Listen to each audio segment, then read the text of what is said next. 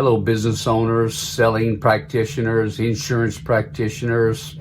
Here's something that I've seen that has come up time and time again. It was already being experienced in small business, but now at a much higher level. Well, what is that? It's the frustration of hiring quality people.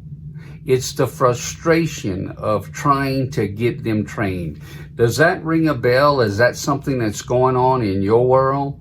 If there was a way that your people could get on the job training and at the same time reduce the number of hours and hours and hours in meetings trying to train these people, would it be beneficial for a new team member to see a more experienced team member in action? Would that be beneficial? Keep in mind, you've got lots and lots, thousands and thousands of dollars of costs. And if they stay and they don't become a profit center, then you probably would have been better off by doing nothing. But doing nothing is not in your vocabulary. So how are we going to get these people up and running?